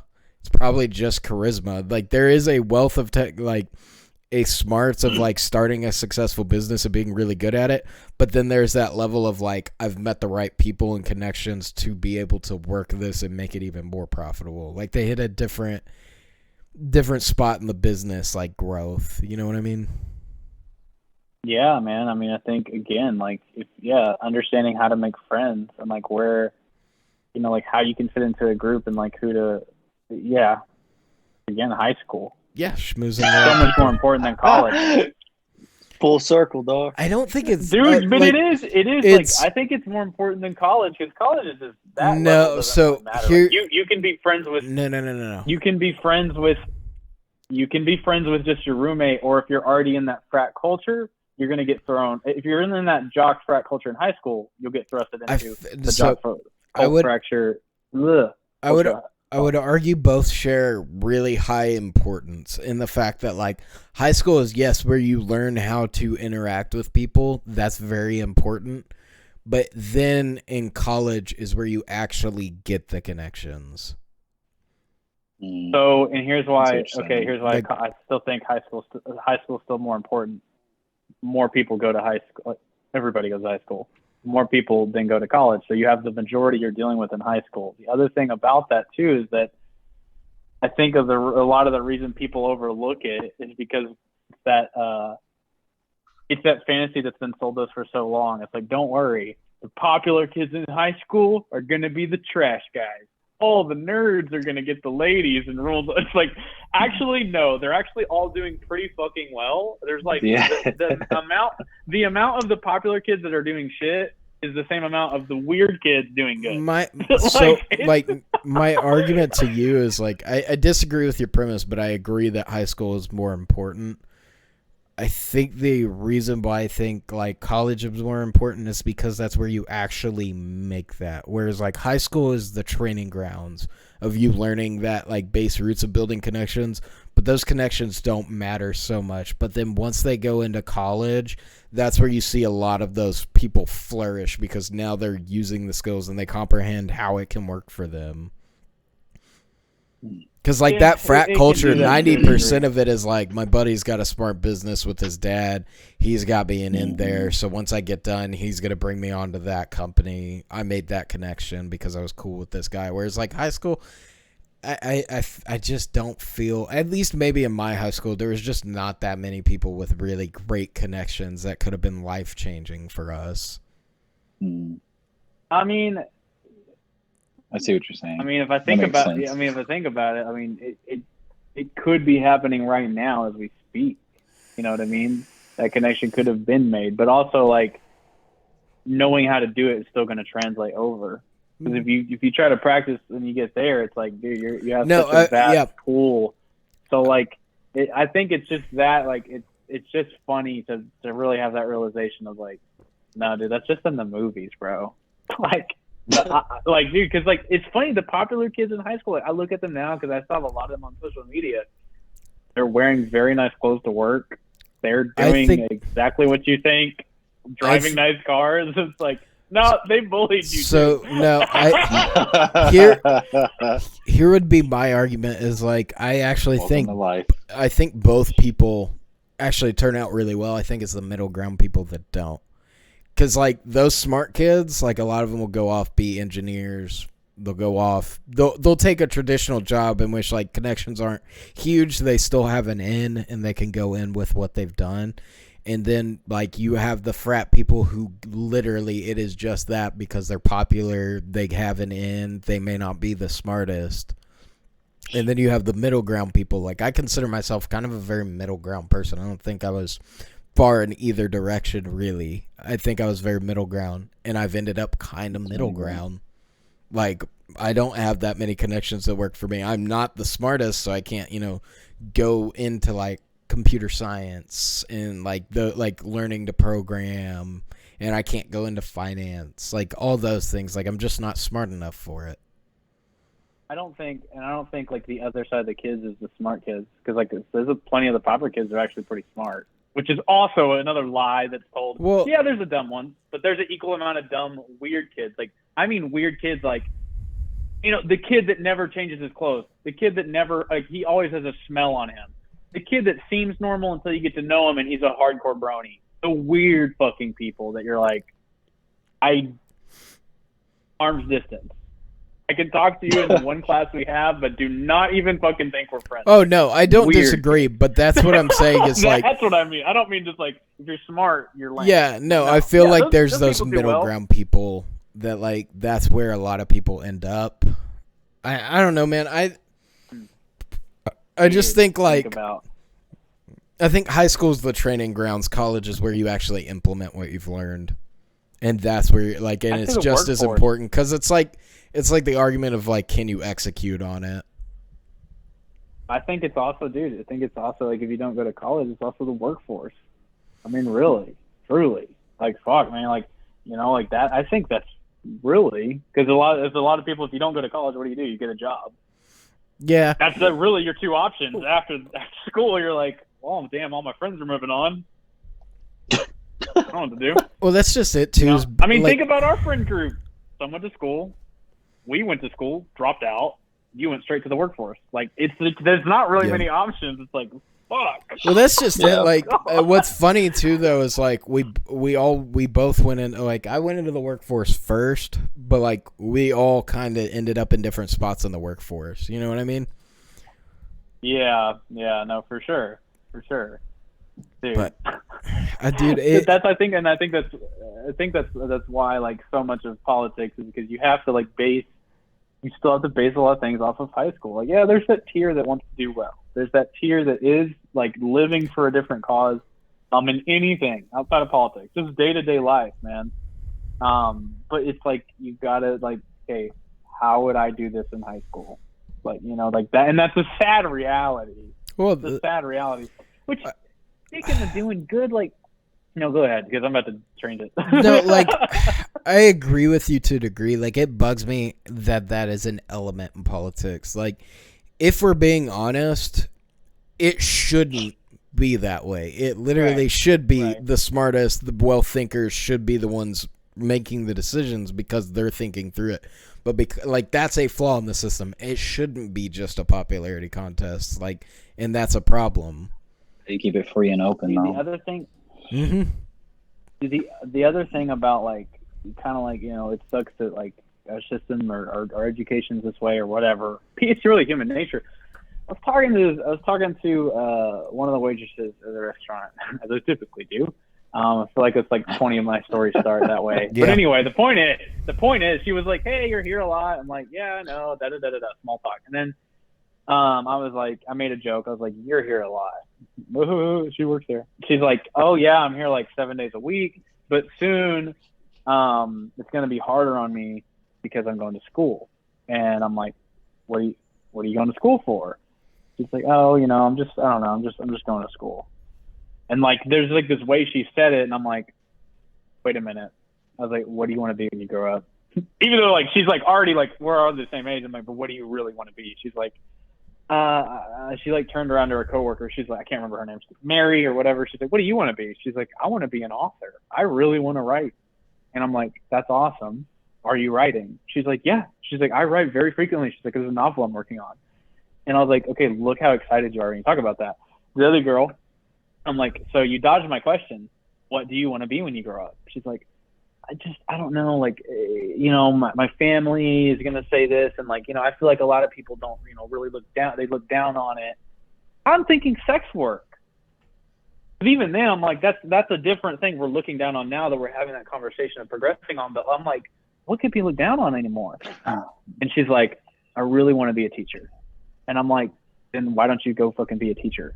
She's like, it's just, I don't know, like a lot of my family's like, you don't get paid that much, and they just talk shit about it. And I'm like, dude, you're looking at it you are wrong. so Yeah. excited about, if you are that excited about being a teacher, then fucking go be a teacher. Like, you're not gonna miss any of this. Like, go be a teacher. Like, holy shit, she's literally just like, people are gonna think this. And then she didn't want to talk to me the rest of the night. She's just like, oh well, like, she like made some shit up and walked off and like avoided me. But I'm like, why are you, just because I was like, dude, you seem passionate about this, fucking do it. Yeah. No, it's like, one of those she's literally things being of, held like, down. Yeah. Yeah, like, dude, you got to look at things other than money. Like, yes, money is a big deal. Like, dude, I'm very money hungry. I'm very passionate about money. That's what's passionate. I want to find a job that makes me a lot of money and passionate. Like, that's what I used to argue. If you really want to be a teacher and that's like your biggest calling, who cares? Go for it. Like, and not even just the money. She's a little bit of it, but so many people are saying you're not going to make money. So she's like, okay, if I don't make a lot of money, people are going to look down on me because I'm not making a lot of money. So I can't do that. And I'm like, dude, fuck what they think, dude. Like, yeah, you're going to end up. What she's more worried about, she's more worried about everyone else looking down on her. Well, like, my argument is like that problem and that mindset is going to be the reason why she's always a waitress. Like, you can't tell me, like, man. I would rather tell people I'm a teacher than a waitress. Like, that's how I look at it, because it seems like two different stages in life. Yep. Dude, and teachers are important, dude. And if that makes you passionate, fucking dude, that's even great. Like, we need more teachers, you know what I mean? And we need good teachers. So, like, yeah, like, how many people are just like, oh, well, you know, my aunt are just going to say this. Even then, bro, people say there's no money in it. It's like... It's like, no, there's money in teaching. If you go to try to be a professor, there's money in teaching. It's like, if you want to be high school level, yeah, there's no money in it. Yeah. But, like, if you were really that passionate about teaching and, like, teaching is your big goal, cool, you could be a professor and actually make money at doing that if that's also a concern for you. It's more work, but if that's really what you're passionate about is actual teaching, then, yeah, that's a good point to do it. Yeah.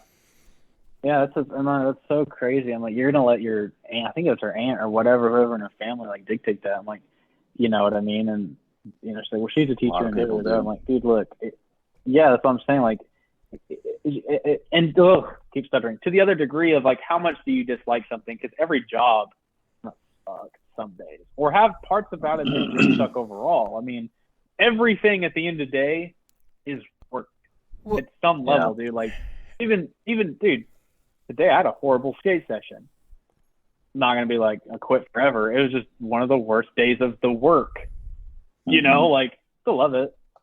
They suck. I think the other thing is too, though, is like, at least for me and you, because I'm the same way, dude. I'm going to do what I care about, and I'm going to encourage people to go for what they care about. Don't worry about the other things. It'll figure itself out. I feel like it's because me and you are also a little bit more disconnected from the influence of our families. Like, yes, they have influence, but they don't have that much influence on them. Like, we were independent enough that we don't care, whereas people who have family units where, like, they have massive influence is where you see that problem of, like, well, I don't want my family to look down at me. And they're not willing to, like, snap to of, like, I don't care. You know what I mean? Like, it's like the idea of, like... Well, because, like, my thing is, like, dude... Have you ever looked at your family and thought about all the mistakes they've made and all the, like, you refuse to just look at them as what they are, and that's people. Yes, they're people that you care about, but, like, they don't always make the right decisions. Sometimes they're wrong and stuff like that. Why are you letting them still try to dictate every aspect of your life? I think because it's like, you know, you're having a code of belief. You're gonna have to shatter that. You know what I mean? Because like growing up as any kid, like your parents are infallible. There's nothing that can be wrong about. They taught you about the world. What's that? That's the sun. Why is it? What's that? That's the moon. They literally map out the world for you, and you're like, dude, these are the gods. So then, like, you know, you're love with them. They take care of you. They nurture you, and you know, as you grow up, you might butt heads with them, but there's that weird feeling in the back of your mind. You're like, but this is like everything. So. And then you're like, well, my family, my grandmother, my aunts, and all those other extended families, like if they were to look down on me, they're just an extension of them. and your family's like the first people you know. So you're scared of what you know and your tribe rejecting you. But I think some of the disconnect comes from two different things. Something has to happen to somebody, but like for me, it was like I was scared to get close for a bit because it's like, oh, they're gonna die, and like that's gonna hurt me. So if I just don't get close to somebody, it won't hurt me. Mm-hmm. But really, what changed it was contemplating my own death. Okay, and I don't mean from a killing myself. I mean contemplating my mortality of like I have a final date here. And what I mean by that realization is that if everybody contemplates their mortality and realize, okay, I have this one life. If I live for my grandmother's expectations or aunts, uncles, insert whoever family member's keeping you down, if you live for that person's expectations, they're going to die. And now you are living this fabricated life to please them when they didn't even have to live your life. Like they're dead. See, I guess you're gonna have to live your life. Me and you you're gonna be like different shattering moments. Like I feel like we came to the same place but took a different road. Like for me, for me, it was the realization of like these people aren't infallible. Whereas for you, it was more just the thought process of like, why am I looking to please someone who's not going to be here forever? I need to look to please myself. Yeah. Whereas for me, it was more like, no, these people aren't infallible. They don't know the right decision for everything. Nobody does. You need to make the decisions that you think are going to be right for you and make your own mistakes. Mm-hmm. Yeah, no, I agree, man. And I think that's the thing is that you're like, not you, or like some people are like, if I really go through with this belief that like I don't have to live for the expectations, that might shatter my prior belief that I've been living my whole life on, and that would be shattering to my ego. So they just kind of want to keep things in like the closet or swept under the rug, and you know you got to have that Santa Claus is not real moment. Mm-hmm. You know, like dude, this is not the way things are. So that's I'm just like, man, I feel bad for that chick. I feel fucking bad for that chick. I'm like, you're so fucking worried. You want to be this. At least you have a strong inclination. Maybe you at least get there and find something else, but you're like, man, I wanted to do something so bad. And if you have that fear, like that's probably the fucking sign to do it, bro. That's the sign to do it. I was so scared to start skating again because I'm like, I'm gonna have to face the fact that I quit for so long. I'm also gonna face the fact that I suck right now and I have to relearn. I was so scared. I was like, dude, that probably means I should do it. Like asking a girl out, going for that job interview. The job interview for this, like what I'm doing currently, that fucking scared me. But I'm like, that means I should do it. Yeah, it means there's room for growth there. I mean, because like the problem is if you take a job that you know you should do, you know that you're not gonna grow there. Like you know what I mean? Like if you 100% like I can easily do this job, they just need to give it to me. It's because you know you're not gonna be challenged. Like when you don't know you're gonna be challenged is the best time, and the reason why it's the best for you is because you know there's so much room for growth. There's room for error and stuff like that. There's gonna be a lot that you figure out. Where if you've already got it figured out, it's like, no, I missed something or I'd be there. Why am I not there? Like, it's a different kind of growth. And the other thing, like, and I keep finding this reoccurring in my life, is that when you're the most scared, it's probably like, outside of logically explaining it, probably is that your next thing. It's almost like you know it's going to cause you to change. Like, oh, dude, I was scared to move out of the apartments I lived in because I'd lived there for so long. You know what I mean? I'm like, dude, if I move away from my friends, but I'm like, dude, I was scared to move outside of that town, but I'm like, I have to move. And then it made the next move like, well, I'm scared to go to this random town I've never heard of. And I'm like, that means I should just do it. Well, like, my thing again, but if it's logically explained, like, you know. My thing is with that too is like, I'm scared to lose my friends and stuff like that. Is like after the fact, when you look back on it, you're like, man, dude, that was such a dumb fear to be worried about. Cause like you come to that realization of like, dude, they're my friends. Like, they will make an effort. It may not be as frequent, but they will make an effort to stay in touch and talk with me if they're really that important as friends. Because, like, that's one of the things that I feel like look at our friend group as is, like, we clearly, like, we cared because we truly stuck with it and we made an effort to be friends. And, like, I know at the end of the day, if, like, some major stuff went down, I could easily be like, hey, bros, I need your help with this, and both of y'all would step up to the plate. Yeah. And that's bro. and that's like, again, reaffirming the idea too of like, it's never what you think it is too. That fear of like, again, small, it's like, oh, I'm scared to talk to this girl, ask for her number.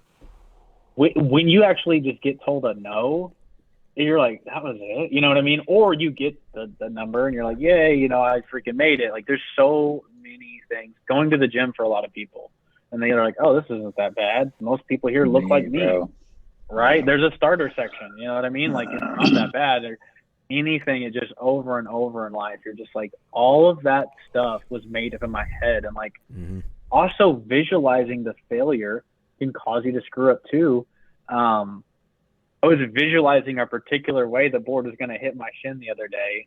I'll explain it. I was trying to learn hard flip back 180s, and I kept getting close, and I kept picturing the board because it's getting razor tailed to just knock my shin. And I'm like, it's never done that before, but I kept picturing it in my mind. Next fucking try, my leg flipped, board went straight up, and just we T-boned. My leg came down and T-boned the tip of my tail and cut it and put a bruise in it. And I fell over cussing, and I was like, how hard did I visualize me falling that way? And it fucking happened. Yeah, visualize success, bro. So, dude, and then to get to the next, I was like, I'm not going to bitch out on this trick. I sat there another 5 or 6 tries until I landed it, because I was like, if I bitch out now, I'm going to bitch out tomorrow, and now I will forever be scared of that. Yeah, there's that little thing. It's a flat ground trick. It's not like I'm jumping El Toro. It's a flat ground trick. There's the thing of you gotta because I think it's critical of yes, when you do things, believe in yourself, but don't be scared to do the work and critique your work. You know what I mean? There's the healthiness of, yes, you need to picture the success in your mind, because if you don't, you won't get there. But also understand the amount of effort to put in, right? If you never look at what you're doing wrong and you're like, well, I just really believe in myself to do this, but you never actually make the effort and put the work in to do it, it won't happen. You have to have that healthy medium of both. Yeah. Oh, yeah. I mean, agreed. I mean, yeah. I mean, I can sit here all day and wish something. It won't happen. Yeah. There's a certain rubber meets the road, I guess. Yeah, because boomer fucking phrase. Well, when you think about it, there's that ideology of if you believe something, it will become real. It will happen. It's very much like a Hollywood-esque thing that they bring out of if you believe it, it'll happen. But then once you go to the subsect of how we go down, Zig Ziglar, those big names and motivational, they're yes, that's important, but don't forget to put the work in along the way, because if you don't, it won't happen. They give you yes, that is an important part, but they're overemphasizing it, and they're not telling you about this. There's a level of work that has to be done. I heard this quote the other day that I thought was kind of interesting, and it was they're asking this older guy who was an entrepreneur or something. They're if you had one word of advice to give yourself as a young man, what would it be? He was I would tell myself that don't forget that everyone wakes up in the morning and puts their pants on the same way. And I was like, what? And then the more I thought about it, I was like, that, it just puts you on the same level. Everyone has fears, everyone has anxieties, everyone the fear of taking that next step to change. So I don't know.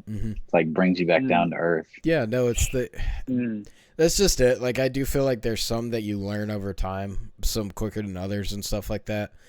There's I've brought it up to you before, Quentin, when you were man, there's all these quotes out there, and I was they'll make sense to you once you get to a certain point. They make sense when you're at this certain stage of your life. You'll understand what that truly means. If I tell you a quote and it doesn't resonate with you, it could just not be the right time. So there's at a certain point when you get mature enough that you start understanding those quotes a little bit more through a little bit more life experience, or you've finally been put in a place to where it makes more sense. Yeah. Yeah. I remember. I think I remember this conversation. Yeah. It was kind of you still have to go through it to understand it. That's the weird thing is you can have all the quotes in the world, but yeah, you know what I mean? It was it's you're I like it, but when you finally go through it, you read it again and you're like, damn, that guy's so right. Yes, it actually but it doesn't resonates. Matter. It doesn't matter if you knew 10 years ago. You're still, to some degree, you either got to make the mistake, dude. If I'm thinking about my favorite quote, if we go down that rabbit hole, My favorite quote was Arnold Schwarzenegger, who literally said, like, don't ever call me a self-made man, because I'm not. And he, like, went through in details all the people who helped him along the way. He's like, don't ever say I'm a self-made man. I'm not. There's the level of, like, no, I had a support structure of people, and to discount what they did for me is a gross understatement. There's two schools of thought on that. Because I kind of, am the dude. I don't know. I go between both of them because I do agree, had I not had support systems from my family or from my friends, I don't know if I'd be here right now. You know what I mean? Like, you got to think, like, just along the way I can go down the list, of certain things that might not have seemed like much, but looking back, I'm like, had this person could have been a dick to me. This person, you know what I mean? So yeah, it's like, I'm not self-made, but then there's another school of belief that's like everybody's self-made, but like only the, but the unsuccessful people don't want to admit it. No, I agree with you. Man. It's a certain level of like both. Well, it's like what you're responsible for your actions, but yeah. It's what we've said like 3 or 4 times, right? It's like finding that healthy balance, right? Like I get what you're saying of like everybody is self-made because like, yeah, it's on you to execute on those systems and that information that you're given. Right. But at the same time, those people gave you that info. So it's like, I can understand the school of thought of like everyone is self-made who's successful. Like, right. To a degree, yes, but at the same time, there's support structures there for everyone. Like, not everyone is self-made. It's like, it comes down to where you draw the line on the definition, I guess. Yeah, I mean, yeah, it's a little, it's hard on both ways because, and it depends. Like sometimes people get successful and then they're, like an Arnold, they're like, no, I had so much hope along the way, or like now that I can be humble, now that I've got to where I want to be, I can be this humble person or whatever, allow them to give back, which is actually kind of what you see from most people who get to do what they wanted to do. They're like, dude, I have a great team behind me. It's not really all me. Like, yeah, I feel I feel like going through the process, you feel like you're on your own. You're the one pushing through everything by yourself.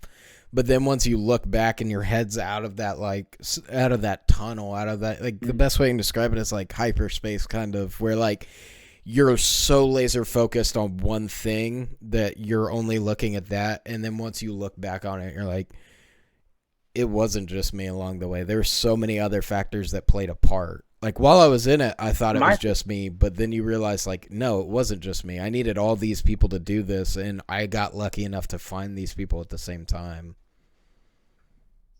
Yeah, and I think a level of appreciation makes you appreciate everyone differently in their roles for, what they bring, no matter how insignificant, you know what I mean? Like you think about how granular you can get with just everyone around you. The lady at Starbucks, she's like, oh, I'm just a barista or whatever. And, you can be like, yeah, but because you're a good barista, I can come here and get my coffee in the morning. And because I'm in a good mood, because this is my routine, when I go to work, I'm going to treat everyone nice. If you were a bad barista, you could have spit in my fucking coffee, or you could have not made my drink and been extremely rude to me. So like what you're doing is important because you're affecting my day. And like you are making money and providing for maybe you or you and your pet or whatever. That's where people don't understand their impact, right? Like people don't understand their impact, and a lot of it comes because they can't see what their impact is. Like you said, like that barista has no way to see that like that good day at work for you translated to so much more just because it started off on the right foot because she was nice to you. Like they don't get to see that impact. Because I was reading what made me think of that was this a book I read probably like 6 or 8 months ago. He was just talking about purpose and passion, and he gets paid to go speak. But anyway, he was at a car plant, I guess what you call those, where they make the cars. And he was talking to one of the employees, and he's like, "Oh, I just put on the front end or whatever it was." He's like, what he felt like he was doing. He's like, "Thank you for doing your job," and he's like, "No, I just put this a certain assembly part under the car." And he's like, "Man, I appreciate you doing the job because you make sure all the safety points are met on this vehicle. I can trust that I can drive my family around safely in this car." had you not been here to make sure these things are in check, my family would constantly be at risk or dead right now. And I'm like, that is like you got to think about that. Like, damn. He's probably thought that for 20 years. However long the guy's been working at the plant, like, whatever, just, whatever. But yeah, but if you don't do your job, dude, you're going to start killing people. So thank you for doing your job. Like, well, it's that, but it's also people have to learn. Like, it's also a level of like people kind of mistrust differently, like based on their life experiences and stuff like that. Sometimes it's hard to know when it's just like smoke being blown. You know what I mean? Like like if someone's genuine with it and you feel that genuineness, like it makes more of an impact. But like if you've been given that spiel so many times from people you know who don't mean it. Like, they're just reciting the rhetoric to make you feel better instead of genuinely being like, no, dude, no, that's a real thing. Like, it's a big deal. Like, it's about that genuineness to it. No, I mean, I agree because I'm usually you can tell, you know what I mean? Because there's a level of people who try to perpetuate those ideas and they try to implement them, but they're just, it's like only for like personal gain. I mean, because like, I mean, I've seen people do it that like, people who are insanely egotistical and self-centered, and then as soon as they get the win or the praise, they're like, oh, it's just my team. But it's like, yeah, dude, but I know you behind this event, and you are like, you know what I mean? Like, you don't really, do you mean that? You know what I mean? Like, that's what I'm saying. Like, that's like but you can tell when it's happening. I feel like for the most part, you know what I mean? If someone's giving me a fake thank you or a fake whatever, like, how are you doing? I know the difference between how are you doing is a genuine question and how are you doing is like the same as saying hi. It's just like, I have to say this. So we'll just skip past the formalities. Dude. And it's coded, bro. I don't know how many people I've greeted. I'm like, hi, how can I help you or what brings you in today? And they're like, great, how are you? So I'm great, like, how are you? Yeah. Were you in a pattern of saying that? Or are you like, dude, like they didn't even listen to what I said? Like, hey, are you next? Great, how are you? Yeah, so here's what brings me in. I'm like, dude, you weren't listening to me. Yeah, they're just on autopilot for a moment there, yeah. Dude, that's so funny. It happens all the time, man. Great, how are you? I wonder if that's like a way to just get in, you know what I mean? Like, because if I was waiting a while at a restaurant, like, just, dude, like, you could just assume, you're like, hey, how many's the party? Is like, yeah, they said that we're getting seated right now. I'm like, what? Maybe. Oh, okay. Let me ask. It's how we've talked about like conviction, right? If you say it with enough confidence, people will believe you. Yep, that is true. People that stop you in your tracks, because like sometimes the simplicity. Some people can stop you in the tracks with just a no. Like, you'll be like, hey, this and this has to happen, and da da da da da. And they're just like, no. And there's no more words, and you're like, I don't have anything to refute. My thing is well, see, that's where me and you differ, because you're like, man, what's the response? I look at it, I'm like, there's no response. We're at an impasse. All right, cool. I'll let the silence be awkward until he says something again, and I'll re-engage. Like, I'll play the game. I'm okay with us just sitting here in silence. Like, I'm giving you the answer. You don't have to like it. That's awesome. First one to speak loses. It's funny, but I really do look at it as a power dynamic kind of thing to a degree of like, no. And it's just, I remember just sitting there. Power dynamic. It's like, remember in school, there was always that like really rough kid. He'd be like, listen, man, whenever somebody looks at you, don't you fucking look away till they do, because whoever looks away first is the bitch. And he would just mad dog people. Every school had that kid at some point. And so I'm like, it's to a different degree. Well, for me though, it really is a thing, because like the way I look at it, like the way I look at it is like, your statement was so dumb, I'm not responding to you. Think of a new one. Like, no, that does it. No, I'm letting you know, like, that one brings up zero response. Start over. It's like the confidence in the no. It's the guy, dude. The boat video. He's like, it goes down. He's like, no, it doesn't. No, Daniel, it goes down. He's like, no, it's around the corner. He says it with such belief that you question yourself. You're like, I see it going down, but does it go around the corner? Like that, yeah. Oh my god. Yeah, dude. There's other offbeat news though. We were talking so much about politics. So Hawaii is banning out-of-state driver's license. So they made this post about it. A huge percent of their car wrecks are out-of-state drivers. And they're like, driving in Hawaii is a privilege, it's not a right. So if you arrive here, they're going to have DMV testing centers at the airport. If you want to drive there, you have to do a test and pass on their code and laws of it. Just Uber everywhere. Which is what I would just Uber everywhere. To be honest with me, it does not surprise me at all because Hawaii it's very strict. It's pretty much treated like another nation. Like when you go there, like flying in, flying out, like they take it very seriously because like, dude, it's ridiculous. Like even our U.S. military being there, because that's where one of my coworkers was stationed, he literally talks about the fact of like, if you didn't want something to be found by the military, you just buried it because we're not allowed to dig.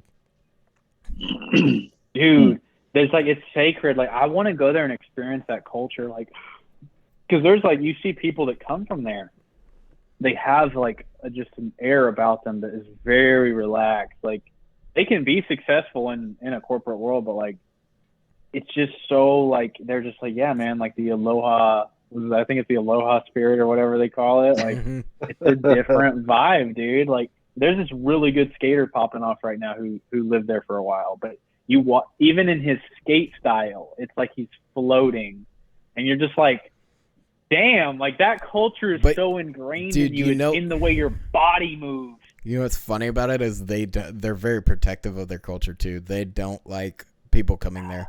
If you're not originally from the island, they don't want you there. You can't move there. You can. So crazy. The locals will not like you. They will know you are an outsider. They don't like you. They don't want you there. You're infringing, like, because it's the best way I can put it is kind of like how people are moving to Texas and stuff like that. We don't want you changing the way ours is. You came here for this reason.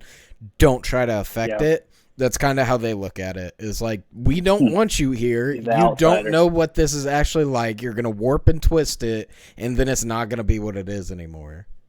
I heard a lot of people are moving to Tennessee, too, because it's so cheap.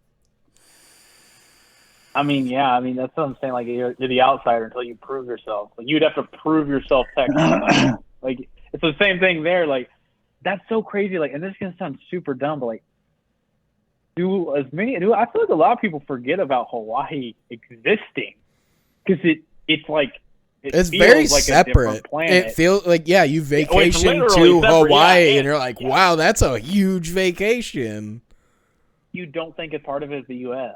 You're like, Hawaii, oh, that's that island, right? It's like we own it. What?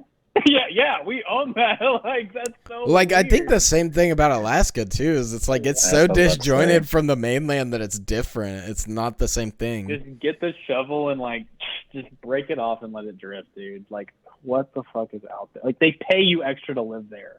That should tell you enough. Frontier, dog. You enough. Yeah, the frontier. Yeah. No, I'm just like, dude. I'd live there in a heartbeat if I could, dude. I'd love it. Dude, wilderness, like I want to be in some podunk town that like it's only maybe 1,000 people, you know, at certain times during the year you can't get in or out. Like I want it, dude. Give me that life. If it came with an okay internet connection, bro, I am good. I don't know if they got internet like that. The other thing is like the 3 months of night, the 3 months of sun. Chill with it, bro. I don't want to live on this twisted fucking planet. Like, I mean, Texas gets hot, but damn, with it, bro. That's too cold. Because I know 2 people from Alaska who work with me. They both work with me, and I'm just like the stories they could tell me, and I'm like, what? Like, I don't know, man. Dude, I'm down for it. I'm 100% down for it. But this is where we're just wired different. Like, bro, I would love to. I love that hermit lifestyle. Let me go up there, live as a hermit. Let me fill the generator. Like, I'm down. I feel like you could even do that. I mean, outside, I feel like you can do that in some of the states we have here. I mean, they are different countries, man. They really are. Like, going to New York, different planet. Yep. So it's like, well, you have people trying to, like, I know it keeps going back to politics, but we're trying to decide on an issue that is so widely different. And this couple thousand miles away, it's the same country, but it's not the same country. Their way of life is different. That's where I'm saying is, like, when people are like, oh, the U.S. is so like, hard, dude. You can't point to one U.S. culture. Like, the U.S. does not have one culture. It's very much different cultures from where you're from. Like, it's like the saying I said earlier, we're 50 countries masquerading as one. Like, there are so many different cultures ingrained. Did you think about, like, you know, Miami, Florida? They're like, it's nightlife. There's a bunch of plastic surgery going on. Like, it's a different planet than, you know, like a Dallas or a Fort Worth. You're just like, what? You know what I mean? Like, and you go to California, and that's a different world in itself with, like, you know, Los Angeles. And even in that same state, because it's so big, like, you go to San Francisco, you know what I mean? Like, dude, it is crazy. To decide these different planets, dude. And then Alaska, like you said, Alaska and Hawaii. What? Yeah. They're related to us? Well, like, dude, well, a lot of people forget, too, is, like, Puerto Rico. We think of it as, like, I'm pretty sure it's Puerto Rico. Like, we think about it as, like, a completely different country, but it's like, actually, no, that's a U.S. territory. That's ours. We don't. Crazy. Like, that's the thing, and, like, the territories are settled until, like, unless a major war breaks out. It's so weird. Like, you can't take on more territory. That's gonna cause war. Like, no one's gonna submit because we're all advanced, cultured civilizations. I guess I don't know about advanced. I would say advanced compared to what? I don't know. But we're a society which has advanced past. We can't just jump a tribe with our barbarians. It's like, that is uncivil behavior. You will be decimated by those who oppose you. You can't do that. Grow up. Well, I think it's a little bit of, like, the decimation side and then also the economic side. Like, war. Your people. Yeah. Survive. Well, like, yeah, not even just, like, survive as, like, economics tank because of how much money has to go into a war. Like, if we were to have a actual traditional war, like, we're like, oh, we spent this many trillion on, you know, the war on terror. It's like, that wasn't a traditional war. Think about how much we would spend on a legit war with, like, if we actually went to war with China, it would be an endless amount of money going into it because it's like, oh, no, our tanks are actually getting legitimately destroyed. Like, we are needing to replace them, not to mention we want to replace them as well. So it's like doubling the amount that you would need. And then on top of that, you take out a trade partner half the time. So it's like, well, if we go to war with them, like, this screws our trade here, here, and here, and here, and here. It's not feasible. Yeah, dude. Like, that's the thing. It's like, that's it's like a scarier idea. Yeah, like, how much stuff is made in China. So the trades. That's why, like, the idea of going to war is so terrifying. Not only that, actually, weapons we have now. Most everyone has world destroyers. Like, and whoever sets off the first one is like, well, that gives the green flag for somebody else to throw theirs. And if there's so many nukes going off, that destroys, like, that can hurt the ozone and then our ocean. Well, see, I believe it. Not to mention the people getting vaporized. Well, my thing is, too, is, like, you think about it, like, enough to, like, let's say we wanted to nuke China. It's like, well, I mean, let's say we do wipe China off the face of the earth with nukes, and they don't even get a nuke off in response. Well, think about what you just did to a large swath of land that, like, just the ecosystem of that is big enough that it will affect your ecosystem. Even if none of your people died from that, they'll die from what you did to the ecosystem. Yeah, like, Chernobyl. You know what I mean? Like, it's like you still have radioactive readings. So it's like, like, because generations will have birth defects. That's insane. That's insane that at one time, it's, you know, monkeys and Neanderthals trying to figure out how to cut a rock to kill the right, kill a beast faster for food, those same bloodline can make atoms collide and destroy generational birth defects. What the fuck, dude? That is insane. Well, I mean, really atoms? Yeah. I thought they were splitting an atom. That's what it is. It's splitting of an atom. Split them. Oh, okay. Yeah. But still, regardless, Well, no, the I was like, Neanderthals, woolly mammoths, fucking what the fuck? Yeah, we're gonna split an atom. Yeah. and blow up the 1,000 planet years if now. we want to. Incinerate your could, body. dude. That's what. That's why I love Joe Rogan's joke. He's like, if I dropped you in the woods with a hatchet, how long till you send an email? Dude, like, I don't know. If I dropped you in the woods with a hatchet, as soon as I found the hunter to kill with it, like, That has access to email. Well, there you go. That's about it. yeah, That's about it. Like, if we're going for the speed run, that's what I'm looking for. I'm not actually looking to try to develop the system, because even then I can't email anyone else. Seen hatchet draw? Hunter in sight. Hunter in sight. Down. Dressed as a deer. I'm dressed as a deer. Sweet, we're clear. like you're commenting, after you make it out, you commentate the run. You're like, yeah, I got some really bad RNG, dude. These berries kept giving me the shit. So I went to this other forest, knocked a few points off my last run where I killed the guy quicker. But I think we can still get a sub 5 days. I think the real problem was, we picked a less populated area. It wasn't in hunting season. Like, I think we need a better seed next time, man. We need a different seed. We could get a better run. Oh my god, this guy's clearly hacking. We found the identity of the hunter he killed. He knew him in 7th grade. This was a setup. Also, we're having a real problem with people sniping the forest that we're in, and they're just giving us the phone, so it's just ruining the integrity of the speed run. Dude, I love that guy. Dude. Okay, we got one. Good reply. Pristine pace. Big open. Big open. Man, I'm blocked. Yes. I love it. Like, he throws down his headphones and screams. Yes, every like time. it's about the enthusiasm behind stuff like that. If we did it like just so mediocre, it would probably be funny for the fact that it's just so mediocre. Like, you could play that, but the enthusiasm is definitely what like starts it.